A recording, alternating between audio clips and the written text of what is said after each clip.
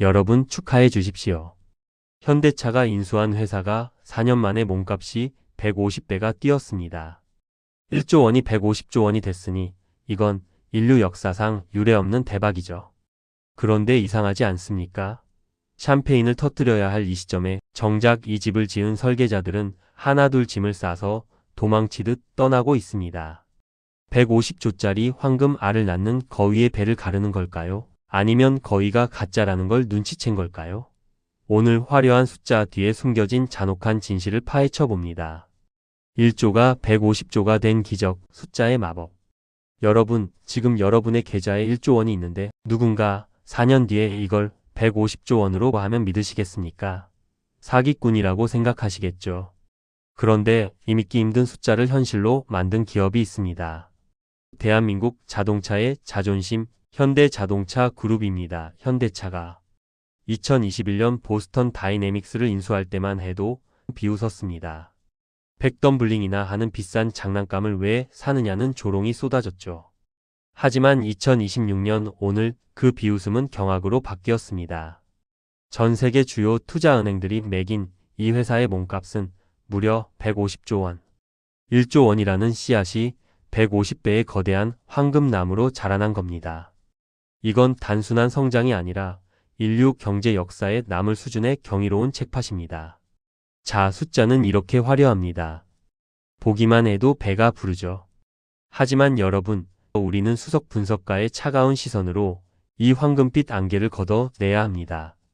이 150조라는 숫자가 현대차 금고에 들어있는 진짜 현금일까요? 아닙니다. 이건 시장이 기대감이라는 재료로 구워낸 장부상의 케이크일 뿐입니다. 현재 이 회사의 주머니 사정을 들여다보면 실상은 전혀 딴판입니다.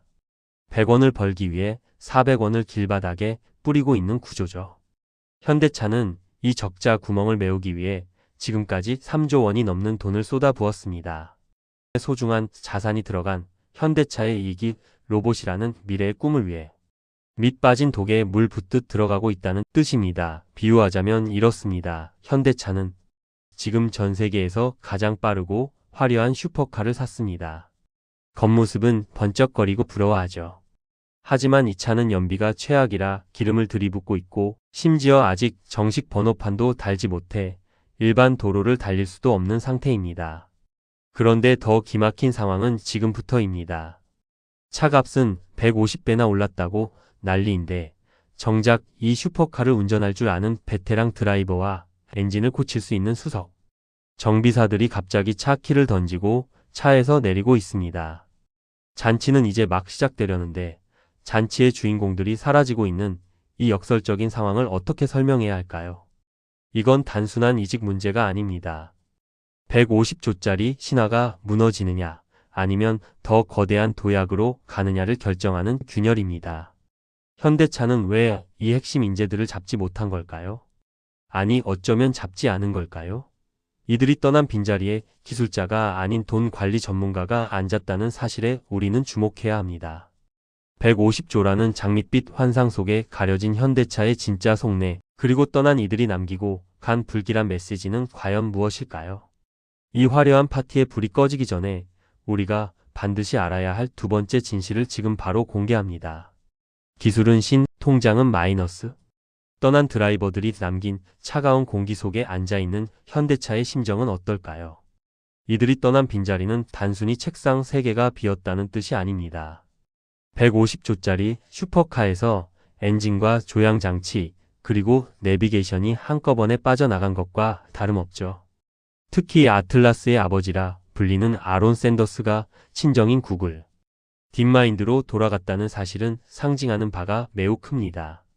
기술의 정점에 도달한 사람이 왜 성공의 결실을 앞두고 등을 돌렸을까요?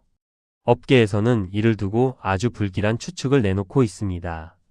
이제 로봇의 기술적 완성도가 끝났기 때문에 나간 것이 아니라 현대차가 추구하는 돈의 논리와 부딪혔기 때문이라는 해석입니다.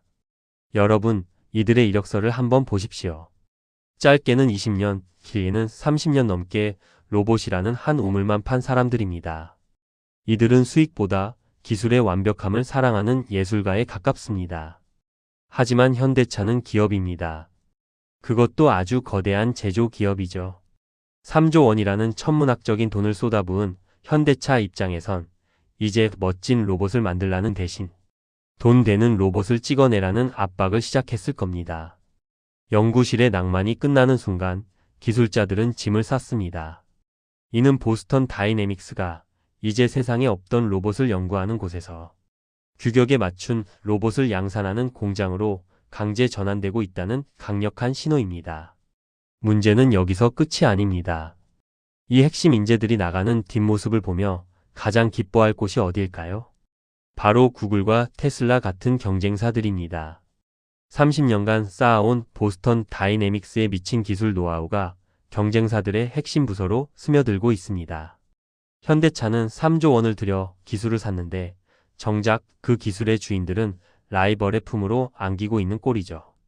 여러분의 투자금이 들어간 현대차의 핵심 무기가 경쟁사로 유출되고 있다는 합리적인 의심, 그냥 무시해도 되는 수준일까요? 하지만 현대차는 당황하지 않는 기색입니다. 아니, 오히려 이 상황을 즐기는 것처럼 보이기도 합니다. 핵심 기술진이 떠난 그 자리에 현대차는 아주 낯설고 냉혹한 인물을 앉혔습니다. 기술의 기억자도 모를 것 같은 재무 전문가, 즉 CFO를 수장으로 올린 겁니다.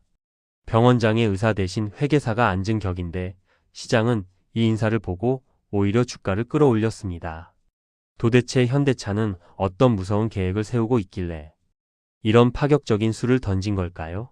이들이 기술자들을 내보내면서까지 서둘러야만 했던 째깍거리는 시한폭탄의 정체가 다음 장에서 밝혀집니다.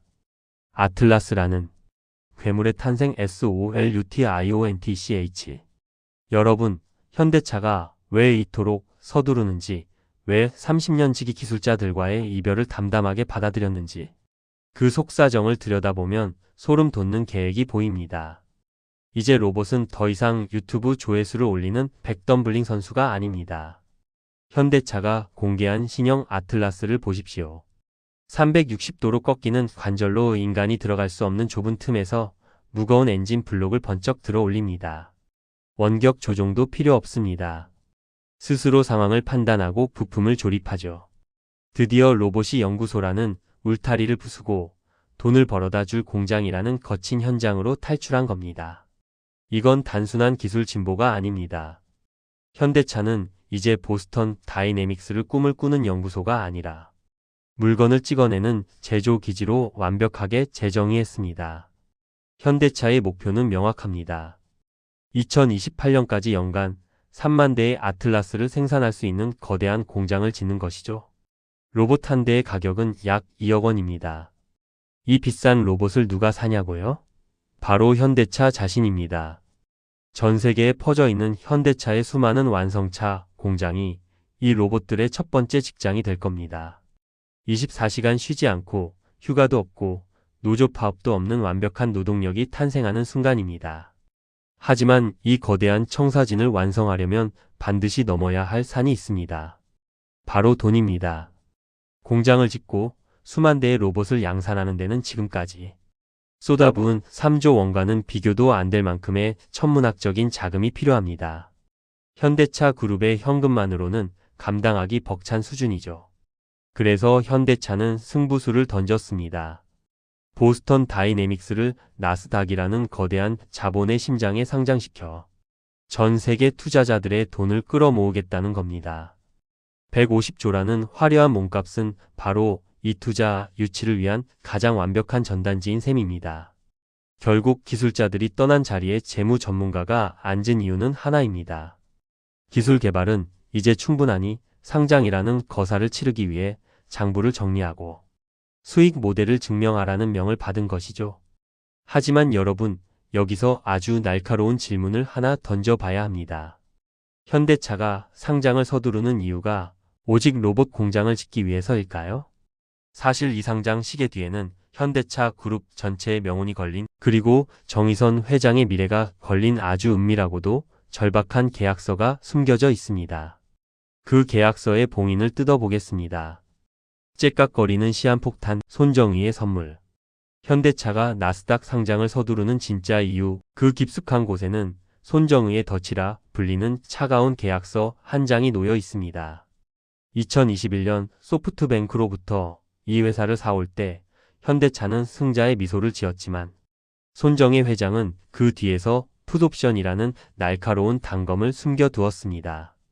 내용은 단순하면서도 치명적입니다.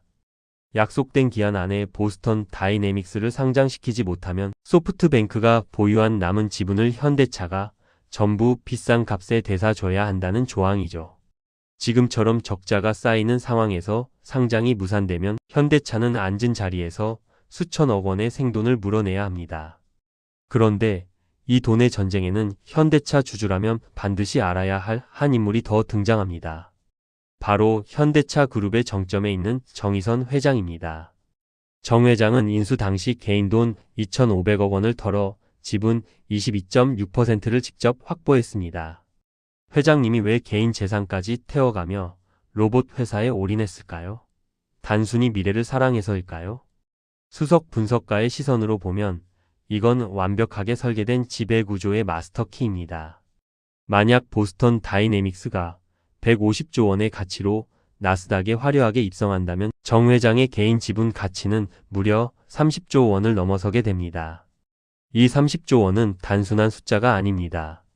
현대차 그룹의 왕좌를 완전히 굳히기 위해 필요한 승계, 자금과 지배구조 개편 비용 5조 원을 한 방에 해결하고도 남는 엄청난 실탄입니다.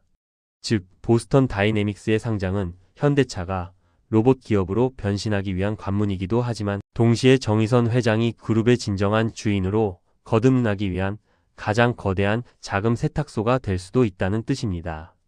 기업의 미래와 총수의 미래가 이 150조라는 숫자 하나에 운명적으로 묶여버린 셈이죠.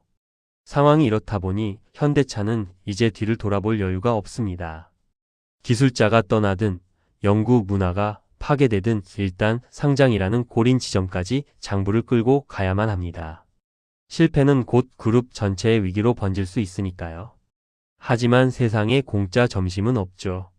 현대차가 이토록 절박하게 상장을 준비하며 샴페인을 미리 터뜨리고 있을 때 지구 반대편에서는 이 150조짜리 판을 단숨에 깨뜨릴 수 있는 파괴적인 경쟁자가 검은 미소를 지으며 다가오고 있습니다. 현대차의 장밋빛 꿈을 악몽으로 바꿀 수 있는 그 라이벌의 정체, 다음 장에서 공개합니다. 정의선 회장의 30조 원짜리 지배구조 열쇠. 현대차가 150조 원이라는 거대한 성을 쌓고 있을 때 그 성문 바로 앞까지 진격해 온 인물이 있습니다. 바로 혁신의 아이콘이자 시장의 파괴자인 일론 머스크와 그의 분신 테슬라입니다. 테슬라가 밀고 있는 휴머노이드 옵티머스는 보스턴 다이내믹스의 아틀라스와는 전혀 다른 철학을 갖고 있습니다. 아틀라스가 2억 원에 달하는 초고가 고성능의 명품 로봇이라면 옵티머스는 3천만 원대면 살 수 있는 보급형 로봇을 지향합니다. 여러분, 수수용 로봇 한 대가 세상을 바꿀까요? 아니면 모든 가정과 공장에 깔린 저렴한 로봇 수백만 대가 세상을 바꿀까요? 시장의 냉혹한 원리는 항상 후자의 손을 들어주곤 했습니다. 비유하자면 보스턴 다이내믹스는 장인이 한 땀 한 땀 바느질에 만든 에르메스 가방을 만들고 있고 테슬라는 전 세계 누구나 입는 유니클로 티셔츠를 찍어낼 준비를 마친 겁니다. 현대차가 우리 로봇은 360도 회전도 하고 훨씬 정교하다라고 자랑할 때 머스크는 그래서 그게 얼마냐? 우리는 그 돈이면 로봇 군단을 만들 수 있다라고 맞받아치는 격이죠. 아무리 뛰어난 기술이라도 가격 경쟁력에서 밀려 시장 점유율을 뺏기면 그 기술은 결국 박물관의 전시물로 전락하고 맙니다. 더 무서운 것은 테슬라의 학습 속도입니다. 테슬라는 이미 전 세계 도로를 달리는 수백만 대의 자동차로부터 방대한 데이터를 빨아들이고 있습니다. 그 데이터를 그대로 로봇의 두뇌에 주입하고 있죠. 반면 보스턴 다이내믹스는 이제 막 연구소를 나와 데이터를 쌓기 시작했습니다.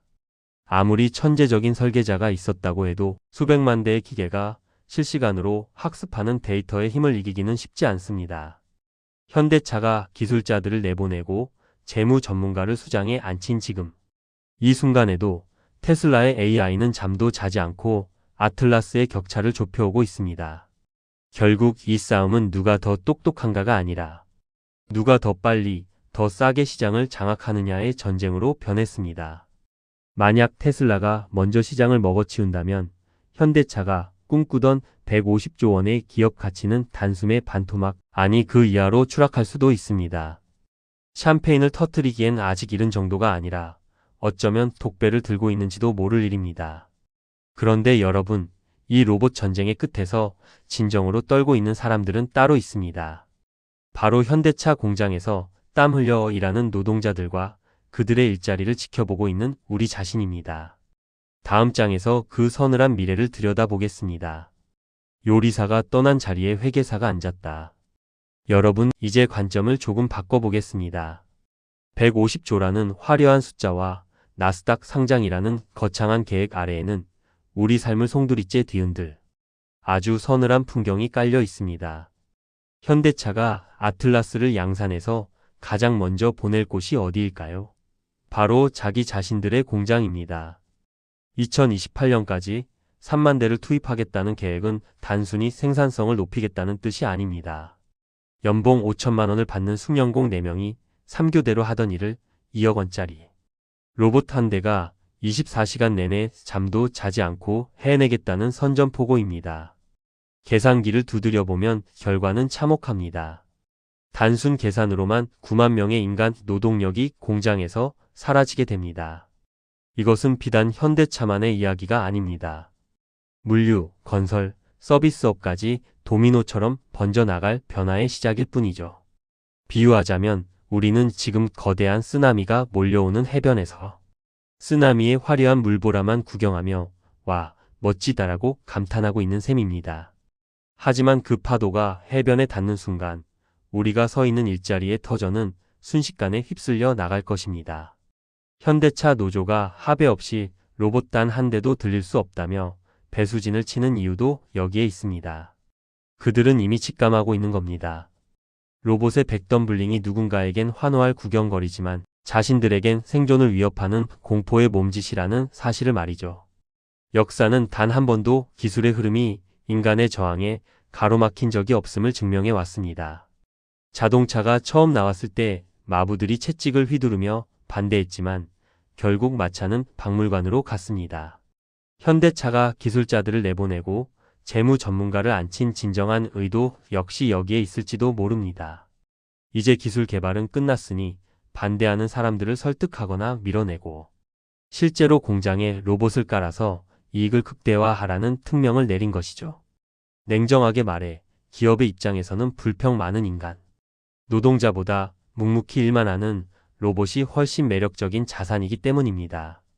우리는 지금 로봇의 시대라는 거대한 문 앞에 서 있습니다. 현대차의 150조 잭팟이 터지는 순간 누군가는 벼락부자가 되겠지만 누군가는 평생 몸담아온 일터를 잃게 될 것입니다. 그렇다면 우리는 이 잔인한 변화 앞에서 그저 구경꾼으로 남아야 할까요? 아니면 이 변화의 파도를 타고 살아남을 방법을 찾아야 할까요? 7장에서는 이 위태로운 도박판에서 우리가 챙겨야 할 실질적인 투자 전략과 생존 매뉴얼을 짚어보겠습니다.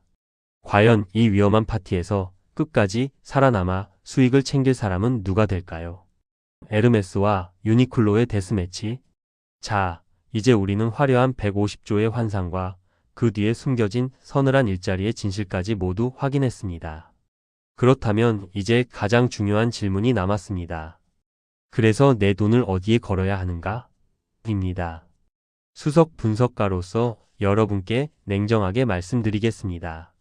지금 이 순간 현대차와 보스턴 다이내믹스가 벌이는 게임은 하이 리스크, 하이 리턴의 전형입니다. 대박이 나면 지배구조 개편의 축포가 터지겠지만 실패하면 3조 원은커녕 그룹 전체의 현금 흐름에 비상이 걸리는 도박판이죠. 이 위태로운 파티에서 여러분의 소중한 자산을 지키려면 우리는 감정이 아닌 지표를 봐야 합니다. 가장 먼저 주목해야 할 지표는 차기 경영진의 정체입니다. 지금 앉아있는 재무 전문가 CFO는 상장을 위한 단기 구원 투수입니다. 상장 이후 현대차가 다시 그 자리에 전설적인 엔지니어를 앉히는지 아니면 여전히 숫자만 밝히는 관리자를 두는지를 반드시 확인하십시오. 만약 기술진 보강 없이 숫자, 노름만 계속된다면 그 회사는 껍데기만 남은 상장용 미끼일 확률이 높습니다. 기술 없는 로봇 회사는 설탕 없는 사탕과 같습니다. 겉은 달콤해 보여도 결국 시장의 외면을 받아 녹아버릴 수밖에 없다는 사실을 잊지 마십시오. 두 번째는 나스닥 상장의 타임라인입니다. 현대차에게 시간은 곧 돈입니다. 소프트뱅크와의 약속된 기한이 다가올수록 현대차는 초조해질 것이고 이는 무리한 상장 추진으로 이어질 수 있습니다. 만약 상장 일정이 자꾸 뒤로 밀리거나 공모가가 기대치보다 낮게 책정된다면 그것은 내부적으로 심각한 문제가 생겼다는 강력한 경고음입니다. 여러분의 자산은 소중합니다. 남들이 150조 대박이다 라고 외칠 때 여러분은 조용히 현대차의 분기 보고서에서 보스턴 다이내믹스 부채 수치가 어떻게 변하는지를 먼저 체크하는 냉정함을 유지해야 합니다. 이 도박의 승패는 현대차가 로봇을 얼마나 잘 만드느냐가 아니라 얼마나 잘 파느냐에서 갈릴 것입니다. 테슬라의 옵티머스가 저렴한 가격으로 시장을 잠식하기 전에 현대차가 아틀라스를 실제 산업 현장에 얼마나 깊숙이 박아넣는지가 핵심입니다. 현대차 주주들에게 보스턴 다이내믹스는 로또 복권일 수도 독이 든 성배일 수도 있습니다. 이제 이 긴 여정의 마지막 장으로 가보겠습니다. 구글도 포기하고 소프트뱅크도 버린 이 회사가 과연 현대차의 손에서 인류의 구원자가 될지 자본의 괴물이 될지 그 최종 결론을 다음 장에서 맺어보겠습니다. 2028년 당신의 일자리는 안전합니까? 구글이 미래를 보며 샀다가 포기하고 소프트뱅크가 수익을 위해 샀다가 내던진 회사 보스턴 다이내믹스는 지난 10년 동안 누군가에겐 빛 좋은 개살구였고 누군가에겐 돈 먹는 하마였습니다. 이제 그 폭탄 돌리기의 종착역에 현대차가 서 있습니다. 현대차는 지난 4년 동안 무려 3조 원이라는 수업료를 냈고 이제 그 수업료를 150조 원의 배당금으로 돌려받을지 아니면 역사상 가장 비싼 실패로 기록될지 결정해야 하는 마지막 시험대에 올랐습니다. 분명한 것은 이번 도박이 단순히 로봇을 잘 만들고 못 만들고의 문제가 아니라는 점입니다. 이건 자동차 회사가 거대한 데이터 기업으로 진화하느냐 아니면 구시대의 제조 공장으로 남느냐를 가르는 생존 투쟁입니다. 핵심 인재들이 떠난 자리에 재무 전문가를 앉히며 배수진을 친 현대차의 전략은 명확합니다. 이제 연구는 끝났다. 장사를 시작하겠다는 선언이죠.